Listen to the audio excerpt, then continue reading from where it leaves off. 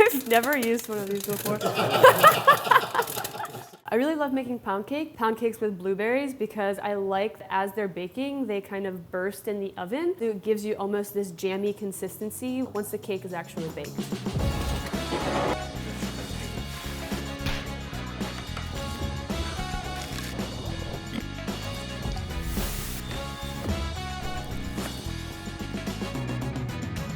Hi, my name is Seghi, and I'm the executive pastry chef at Eberly in Austin, Texas. Today, I'm going to show you how to make a blueberry pound cake with a lime and rum chata glaze. So the first thing we're going to do is make our blueberry compote. Turn the flame to a medium heat. Secondly, then we're going to add all of our blueberries to the pot. Then you're going to add your sugar, and then you're going to add the juice of 2 lemons. You're going to let this come to a simmer, and it's going to go for about 10 minutes or so until you can really see the blueberries start breaking down.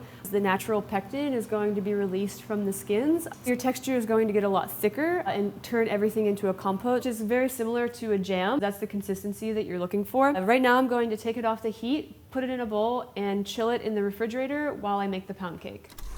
Now it's time to make the blueberry pound cake. Add your salt and your baking powder to your all-purpose flour bowl. Go ahead and just give that a little stir just to make sure that it's incorporated. You're going to place your butter and sugar, and you're going to cream those two together until they're nice and smooth.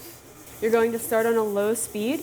You don't want to overmix this. Basically, as soon as the butter and the sugar have become incorporated, you can go ahead and turn your mixer off, and we'll move on to the next step. The next step is going to be adding your eggs to the mix, and then you'll add each egg one at a time until it's fully incorporated.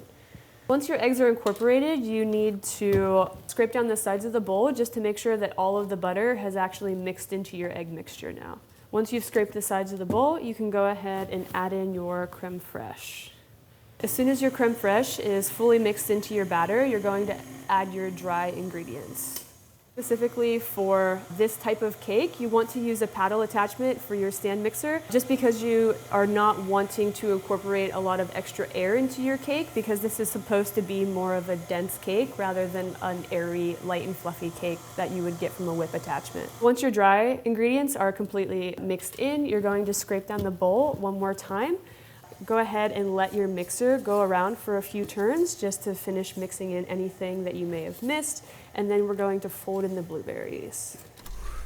Now that everything's incorporated, I'm going to take the bowl off and fold in the blueberries by hand. You want to fold the blueberries in by hand so that way you keep them fully intact, because if you were to add them on the mixer, there's a good chance that it's going to break the skins and it's going to give your cake batter kind of a streaky purple color. We have our blueberry pound cake batter ready. I'm going to use this porcelain baking dish. Because it is porcelain and it is inherently non-stick, you won't need any sort of butter or cooking spray to line the pan. You can just go straight in with your cake batter.